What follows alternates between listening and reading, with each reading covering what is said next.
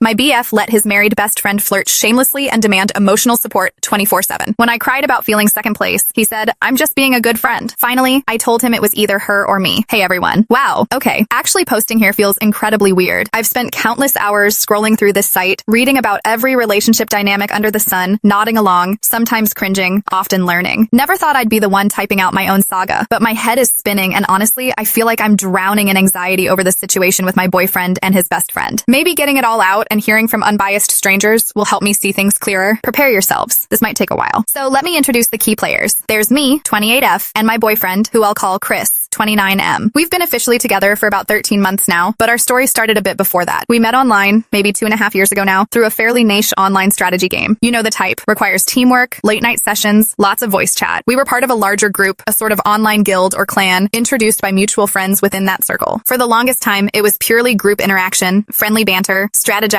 about digital empires, nothing personal. He lived several states away, so it never even crossed my mind as a possibility. Gradually, though, Chris and I started chatting more one-on-one within the game's messaging system, usually debriefing after a session or just sharing funny memes. He was witty, smart, and surprisingly easy to talk to. Our online friendship grew slowly, organically, over maybe 6 or 8 months. We discovered shared interests beyond the game, a similar taste in slightly obscure indie music, a love for dark comedies, both being kind of nerdy about history documentaries. It was comfortable and fun, zero pressure because of the distance. Then, about a year and a half ago, something pretty amazing happened in my career. I was working in marketing, feeling a bit stuck, and suddenly, a senior role opened up in my company's headquarters. It was a major step up, more responsibility, better pay, the works. And the crazy part, the headquarters were located in a big city just about an hour's drive from where Chris lived. It felt like the universe was nudging me. I agonized over the decision for weeks. It meant leaving my friends and familiar surroundings. But the opportunity was too good to pass up, and the proximity to my online friend Chris felt like this unexpected, exciting bonus layer. So I packed up my life, signed a lease on a small apartment, and made the move. Chris and I had talked about meeting up once I got settled, purely as friends. We both acknowledged it might be weird meeting someone you only knew virtually, so we planned a low-key coffee. I remember being so nervous that day, wondering if the easy online chemistry would translate, but it did, instantly. The coffee turned into lunch, which turned into wandering around a park talking for hours. He was even better in person. Warm smile, engaging conversationalist, genuinely interested in hearing about my move and my new job. We started hanging out regularly as friends, exploring the city's museums, trying out different restaurants he knew, him showing me his favorite hiking trails just outside the city limits. It wasn't long, maybe a month or so of these friend dates, before we both admitted there was something more there. We had our first official kiss after a long walk along the riverfront one evening, and from there, it just blossomed. And truly, for the vast majority of the time since then, our relationship has been everything I could have hoped for. Chris is incredibly kind-hearted, patient, especially when I get stressed about work, and fiercely intelligent. He's ambitious in his own career. He works in software development, but also incredibly supportive of mine, always cheering my successes. We laugh constantly. We can spend hours debating silly philosophical questions, or just sit in comfortable silence reading our respective books. We built a life that felt intertwined, yet independent. We share a deep love for lazy Sunday mornings with good coffee and terrible reality TV. We took a weekend trip up the coast a few months ago, stayed in a tiny cabin, went hiking, cooked together. It felt so easy, so right. We've met each other's families. His lived nearby, mine flew out to visit, and everyone seemed to get along well. His mom even pulled me aside to say how happy she was to see Chris so content. We have our separate interests too, which I think is healthy. He's obsessed with restoring old motorcycles. His garage is his sanctuary, filled with tools I don't understand, and bike parts in various states of disassembly. He tries to explain it to me, the satisfaction of bringing an old machine back to life, and while I don't quite get the appeal of grease-stained hands, I love seeing him passionate about something. My me time usually involves yoga classes, attempting overly complicated baking recipes that often end in minor disasters, which Chris finds hilarious, or getting lost in a good novel for my book club. We respect that need for individual space. We've talked tentatively about the big picture, marriage, kids, someday far off, where we might want to live long-term. Our values align on almost everything important. We both want a partnership built on respect, trust, and shared adventures. We still live in our own apartments, mainly because our jobs are in opposite directions from that central city, making a single location tricky for daily commutes. But we maximize our time together. Every single weekend is spent together, alternating apartments, plus any holidays or days off we can sync up. Honestly, if you saw us out together, you'd just see a normal, happy, slightly goofy couple, deeply in love. And 99% of the time, that feels absolutely accurate. But then there's the 1%, the dark cloud, and its name is Hannah. Every time Chris mentions her, talks to her on the phone when I'm around, or forwards me a funny text from her, which happens less now, thankfully, a knot forms in my stomach. The air gets thick with with unspoken tension. My anxiety spikes. Please understand. I swear I'm not inherently jealous. I have guy friends. Chris has other female friends from work and hobbies, and it's never, ever been an issue. I trust him. Or rather, I trust his intentions. I genuinely believe he wouldn't consciously betray me. The problem isn't that Hannah is a woman. The problem is the history, the dynamic, the complete lack of boundaries, and Chris's baffling inability or unwillingness to see how inappropriate and damaging it is. Here's the backstory Chris gave me, pieced together over several conversations early on. He met Hannah about a year before he and I started talking online. They were part of the same local co-ed softball team or something similar, a casual hobby group. According to Chris, they hit it off immediately with intense banter. He described it as electric, tons of flirting, inside jokes heavy with innuendo, that constant hum of, will they or won't they? He admitted, quite openly back then, that he fell for her pretty hard. He thought she felt the same way, based on how she acted towards him. He was single, genuinely smitten, and starting to envision something real developing. The record scratch moment came when, after several months of this intense flirtation, Hannah casually mentioned her husband. And then, almost as an afterthought, her 2 young kids. Chris told me he was floored. Apparently, she'd never brought them up before, despite their frequent and often personal conversations. He said finding out she was married with a family instantly doused any romantic aspirations he had. He insisted he told her then and there that anything beyond friendship was impossible, that he respected marriage and wouldn't go near that line. I believe that part. But here's where it goes off the rails. He didn't stop the behavior. The intense emotional connection, the constant communication, the flirty banter, which he now frames as just their established way of talking, the role he played as her primary confidant, all of that continued, apparently unchanged. When I first gently probed this early in our relationship, asking if it felt weird to maintain that level of flirtatious intimacy with a married woman who he'd had feelings for, he gave his standard justification. He was single at the time they established that dynamic, she was the one who was married, and he knew he wouldn't cross a physical line. So what was the harm? He genuinely seemed to believe that as long as his intentions were platonic, post-discovery, the actions didn't matter. It was like he compartmentalized it completely. I remember feeling uneasy even then, thinking it showed a strange lack of judgment or empathy for her husband, but I was falling for Chris, and he was so reassuring about us, so I let it slide more than I should have. Then he met me, we fell in love, and the rest should have been history. But Hannah remained history and present. My issue isn't just the history, it's the ongoing reality. Chris acts like Hannah's personal emergency service, her emotional support, husband on demand. Her marriage to Mark, the husband who's apparently in international logistics and travels frequently for long stretches, is portrayed via Hannah's reports to Chris as perpetually teetering on the brink. They married young due to the first pregnancy, and according to Hannah, it's lacked passion and connection for years. Every marital spat, every perceived slight from Mark, every lonely evening when he's away, Chris gets the tearful phone call or rapid-fire texts, and he always answers. He drops what he's doing, whether it's spending time with me, working on his bike, or just relaxing to tend to her emotional needs. It goes way beyond just listening. I found out accidentally about the money thing. We were looking at his online banking together once, planning a budget for our weekend trip, and I saw a couple of recurring transfers labeled Hannah Help. When I asked, he got awkward and admitted he'd sent her money a few times when she was short before payday or when she complained Mark was being tight with finances. He insisted it wasn't much, maybe $100 or $150 here and there, and tried to brush it off as just helping a friend. But it felt weirdly intimate and secretive, especially since he hadn't mentioned it. Then there's the voice recording incident. He told me about this one himself, thinking it was just a funny, quirky anecdote. Apparently, during one of Mark's longer trips abroad last year, Hannah claimed she was having terrible insomnia and anxiety. She told Chris his voice was calming and asked if he could record himself talking about anything, his day, a story, whatever, so she could listen to it to fall asleep. And he did it. He recorded multiple long audio files on his phone and sent them to her via their messaging app. He seemed to think it was just a slightly eccentric act of kindness for a friend struggling. I remember just staring at him, speechless, trying to process how incredibly inappropriate that felt, how boundary crossing it was, but he didn't seem to grasp it at all. He's her sounding board for everything intimate she feels is lacking in her marriage. She complains to him about lack of affection, lack of sex, lack of appreciation from Mark. Chris listens patiently, offering sympathy and advice. And the creepiest part? Sometimes she apparently messages him saying she's feeling unattractive or down and asks him to cheer her up by flirting with her or telling her suggestive jokes like they used to. He admitted to me, when pressed hard during one argument, that he had done this occasionally early in our relationship, framing it as just jollying her along because she sounded so miserable. He claimed he'd stopped initiating it, but sometimes still responded vaguely if she pushed. He genuinely seemed to think this was a harmless way to maintain their unique friendship, compartmentalized from his feelings for me. Her reliance is absolute. Problems with her kids? Calls Chris. Disagreement with her sister? Calls Chris. Can't figure out a tech issue? Calls Chris. Needs validation that she's still attractive after Mark makes an offhand comment? Texts Chris. He's her go-to for emotional regulation, practical advice, validation, and apparently simulated intimacy. He seems to derive a significant sense of self-worth from being her indispensable white knight, the one person she can always count on. Again, supporting friends is good,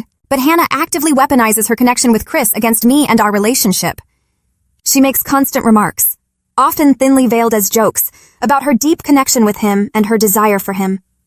She has said in my presence more than once, things along the lines of, "If Mark and I ever split, you know I'm coming for Chris OP's name." followed by a brittle laugh. Or she'll tell Chris while I'm standing right there how lucky I am because she saw his potential first. I can recall specific moments that still make my stomach churn. Last Christmas, Chris's family hosted a party, and some mutual friends, including Hannah, who apparently knows his family slightly from way back, were invited. Chris and I were standing talking to his aunt, and Hannah came over, looped her arm through Chris's other arm, leaned her head on his shoulder briefly, and sighed dramatically that she missed having him all to herself sometimes. Chris looked incredibly uncomfortable, gently detached himself, and quickly steered the conversation elsewhere, but he never actually told her it was inappropriate. Later that night, she cornered me by the drinks table and started talking about how tough marriage is, and how lucky Chris was to have found someone, for now, but that he needed someone who truly understood his sensitive side, like she did. I just mumbled something and walked away feeling sick. Online gaming sessions became unbearable if she joined. Chris and I often played together on weekends we weren't physically together early on, or sometimes still do if we're having a quiet night in at our respective apartments. If Hannah signed on, she'd constantly interrupt our coordination with private jokes aimed at Chris, reminisce loudly about the good old days of their intense gaming partnership before I came along, and make passive-aggressive comments about my gameplay or my connection with Chris. One time she kept calling him by a cutesy, slightly intimate nickname I knew they'd used years ago. When I finally muted her in the chat, Chris later asked why, and I explained how uncomfortable and excluded she made me feel. He sighed, ran a hand through his hair, and said Hannah was just insecure and socially awkward sometimes, that she didn't mean harm, and I should try not to take her bait. He basically asked me to manage my reaction to her bad behavior. I have tried talking to Chris about this multiple times. I've explained, calmly at first, then with more frustration, how Hannah's actions feel disrespectful, deliberately undermining, and anxiety-provoking.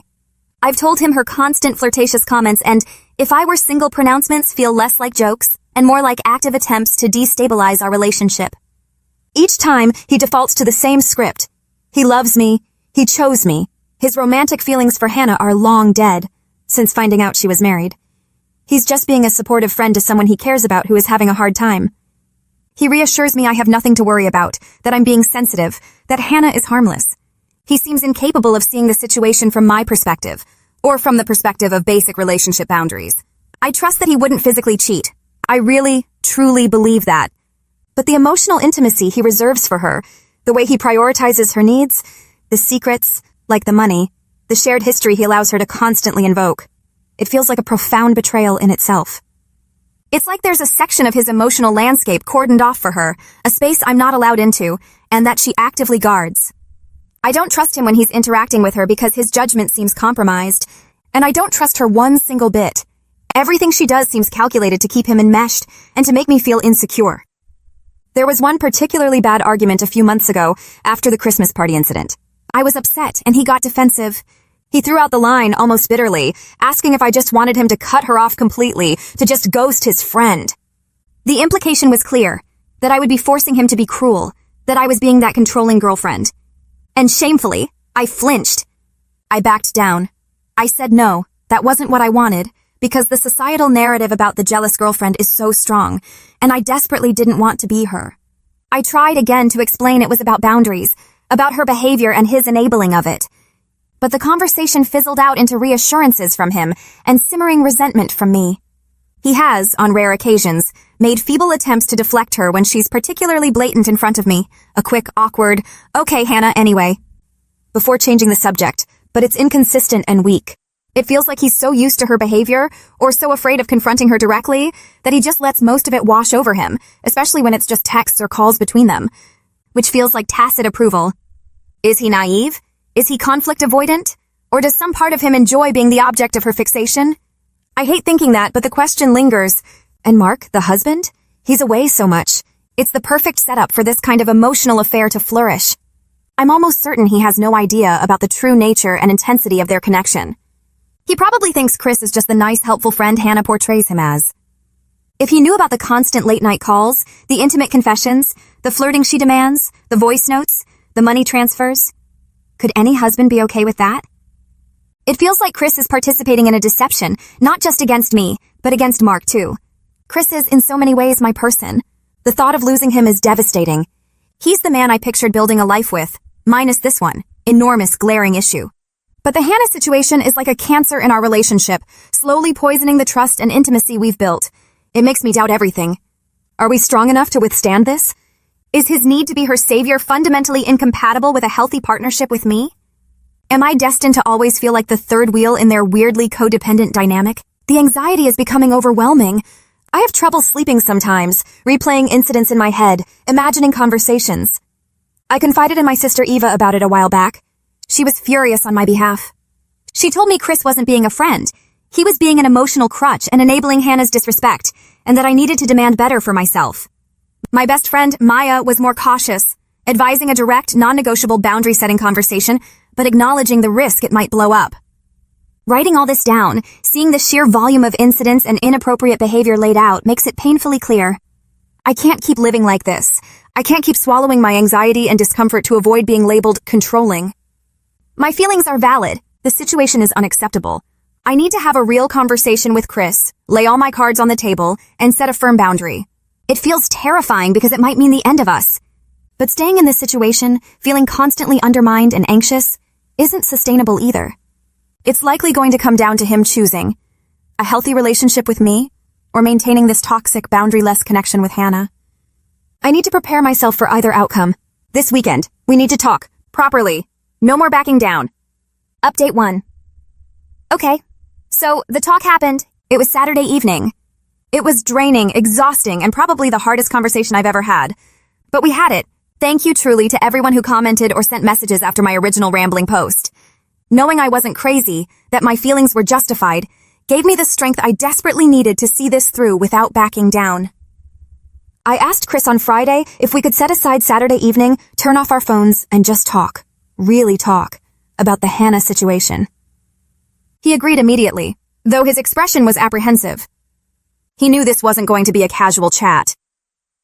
I spent most of Saturday mentally preparing, going over my points, trying to anchor myself in the knowledge that my needs mattered, regardless of how he might react.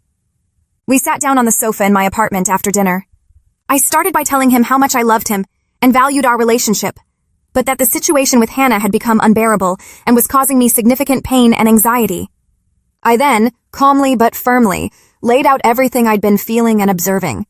I didn't raise my voice, but I didn't soften the message either. I described specific incidents, the Christmas party comments, the gaming session interruptions, the if I were single remarks, the voice notes, the money transfers, the constant late-night calls he took. I explained why these things were hurtful. They felt disrespectful to me. They undermined our relationship. They blurred boundaries. They made me feel insecure and secondary. I explicitly used the term emotional affair, explaining that even without physical infidelity, the level of intimacy, reliance, and secrecy involved felt like a profound betrayal of the trust a partnership requires. I told him it felt like he was allowing her to claim a part of him that should belong to our relationship. I emphasized how her behavior was actively hostile towards me, and how his failure to establish firm boundaries felt like he was choosing her comfort over my well-being and the health of our relationship. I told him I felt he was consistently naive about her motives and the impact of his actions. His initial reaction was, as predicted, defensive. He brought up her troubled marriage, his long history with her, his inherent desire to help people in need. He mentioned his parents' difficult divorce again, suggesting maybe it made him hypersensitive to others' pain and overly responsible for fixing it. He initially pushed back hard on the emotional affair label, insisting his intentions were purely platonic now, that he was just being a supportive friend. He tried to argue that I was misinterpreting Hannah's awkward social cues and that she didn't mean to be malicious. He repeated that he loved me, that meeting me changed everything regarding any past feelings for her. But I didn't back down this time. Every time he offered a justification, I gently but persistently steered it back to the impact on me and our relationship. I didn't argue about his intentions. I focused on the consequences of his actions. When he said he was just being supportive, I asked if supporting one friend should come at the cost of hurting his partner. When he mentioned her troubled marriage, I pointed out that his constant rescuing was likely preventing her from addressing those issues authentically with her husband or seeking professional help. When he downplayed her comments, I recounted them verbatim and asked him how he would feel if one of my male friends spoke about me that way in front of him. Slowly, painstakingly slowly, something seemed to break through. His defensiveness started to crumble. He stopped arguing and started listening. When I described the feeling of hearing his muffled voice on the phone with her late at night while I was lying next to him, he flinched. When I detailed how her comments at the Christmas party made me feel small and temporary, he looked genuinely ashamed. He eventually admitted he hadn't fully considered the situation from my perspective. He conceded that continuing the old patterns of communication, even passively receiving the flirting, was inappropriate and disrespectful given our relationship. He acknowledged that providing that level of constant, intimate emotional support, especially the parts kept secret, like the money, crossed a line. He finally, reluctantly, agreed that it fit the description of an emotional affair, even if that wasn't his conscious intent. He swore again, looking me straight in the eye, that nothing physical had ever happened or ever would, and that his romantic feelings were truly gone, but he understood why I felt betrayed by the emotional intimacy he'd allowed.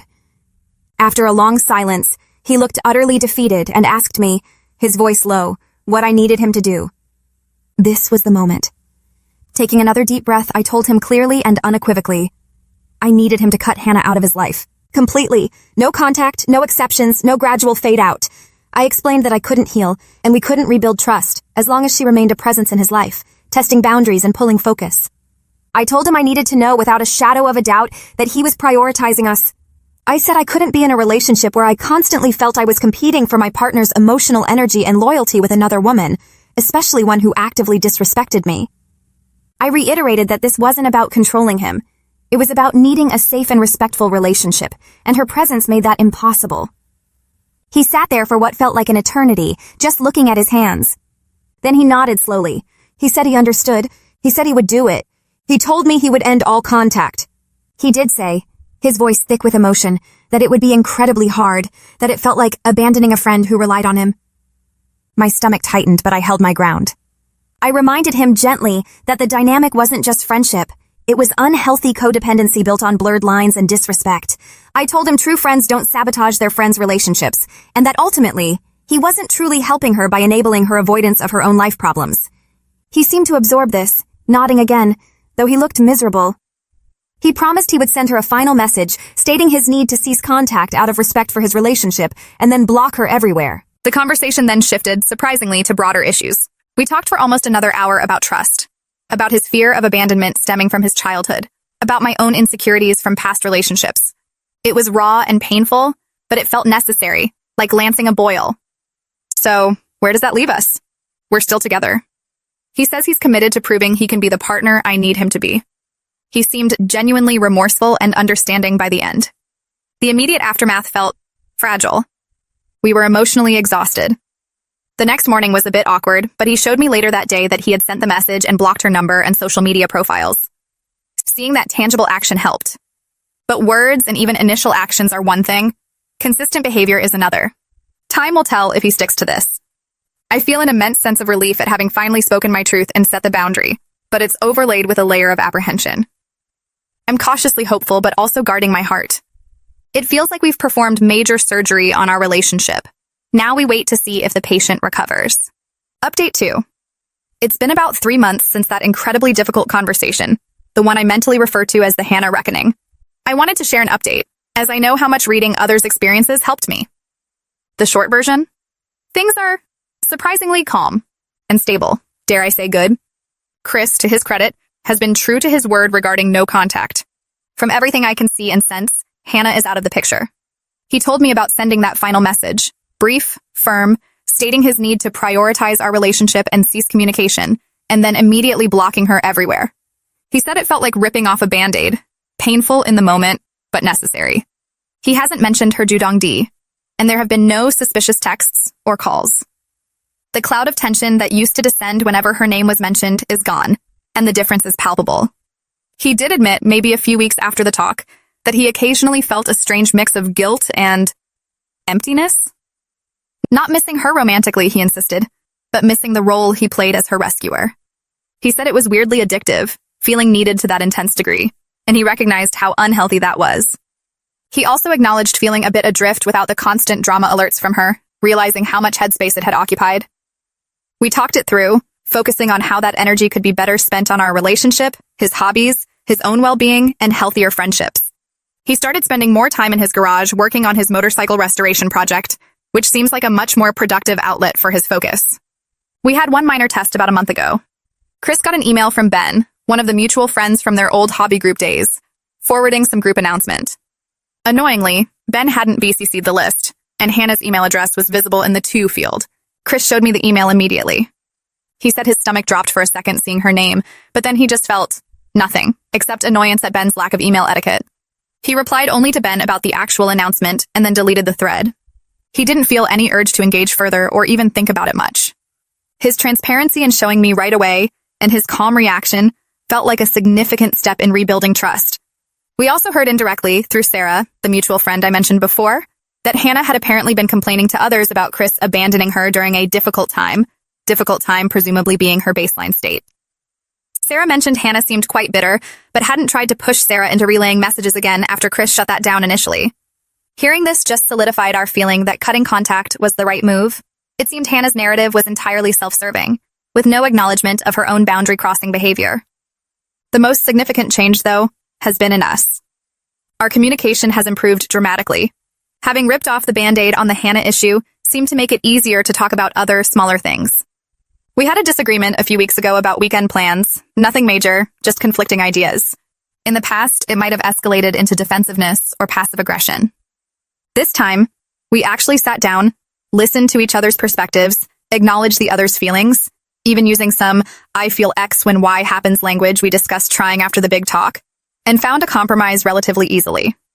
It felt like a breakthrough. The relationship just feels lighter, more joyful. We laugh more easily. We connect more deeply. We spend our weekends enjoying each other's company, hiking, cooking together. I'm still a disaster. He's still amused. Exploring little towns nearby, having marathon movie nights, without that undercurrent of anxiety or the looming possibility of a Hannah-related interruption. It feels like our relationship, not a triangle. Is the trust fully restored? Maybe not 100% yet. Deep wounds take time to heal, but it's getting there. Chris's consistent actions, his transparency, his willingness to discuss his own patterns, like the need for validation through rescuing, and his focus on us are all rebuilding that foundation, brick by brick. The cautious optimism I felt after the talk is growing stronger. It feels like we face the biggest threat to our relationship, and at least for now, we've come through it. Update 3. Hi everyone. It's been a full year now since the Hannah reckoning, and it feels like a lifetime ago in some ways. I thought I'd post what is hopefully the final update on this saga, reflecting on the journey and where we are now. First things first. Hannah remains firmly out of the picture. Chris has maintained absolute no contact, and there have been 0 attempts from her side to breach that, at least none that we're aware of. The silence on that front has been complete. We occasionally hear tiny tidbits about her through the grapevine, usually vague mentions of ongoing marital strife or dramatic situations, but it barely registers anymore. It's like listening to news about a stranger. There's no emotional charge, no anxiety spike. It just serves as a distant reminder of the bullet we dodged and reinforces that Chris's entanglement was enabling, not helping. The most important news is that Chris and I are thriving. That year has been transformative for us. Rebuilding trust wasn't instantaneous. It was a gradual process built on consistency, honesty, and a lot of intentional effort from both sides.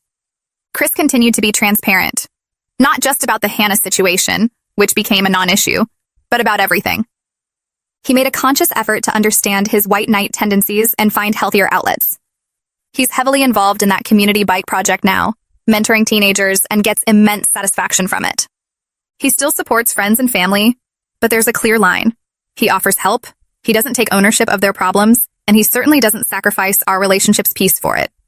Seeing him maintain healthy boundaries universally has been the most healing thing for my trust in him. Our communication continued to improve. Those couples counseling sessions we tried were surprisingly beneficial. They gave us practical tools for navigating conflict, understanding each other's attachment styles.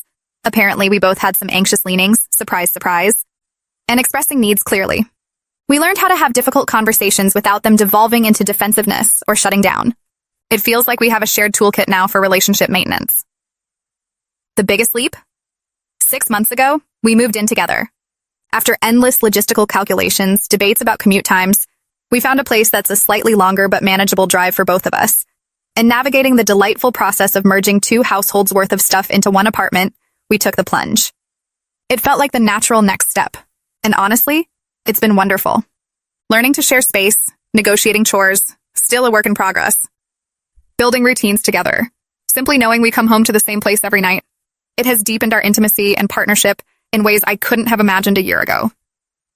We had our first proper housewarming party a couple of months back, filled with our friends, celebrating our life together, and it felt incredibly symbolic. There were no ghosts at this feast. Looking back at the person I was when I wrote that first post, riddled with anxiety, doubting myself, afraid to demand respect, it feels like a different person. Going through that ordeal, confronting the issue head-on, and choosing to prioritize my own well-being was terrifying but empowering. Chris stepping up, doing the hard work of self-reflection and change, and consistently choosing us has been incredible to witness and experience. Our relationship isn't just repaired, it's fundamentally stronger, more resilient, and more authentic than it was before. We can now talk about long-term plans, serious discussions about finances, career goals, even where we might want to travel next year, with a sense of shared purpose and security that simply wasn't possible when the Hannah situation was consuming so much oxygen. It was a hard, painful road, but it led us here, to a place of genuine trust, deep love, and quiet stability. For anyone reading this who might be in a similar situation, tangled up with a partner's inappropriate friendship, please trust your instincts. Your feelings are valid. Setting boundaries is not being controlling. It's essential for a healthy relationship. It might force a crisis, it might lead to an ending, but it might also clear the path for something far better, either with your partner stepping up or on your own. Don't settle for feeling like a guest star in your own relationship. Thank you all, again, for listening and offering perspective way back when. It made more difference than you know. We're happy, we're solid, and we're looking forward to building our future together.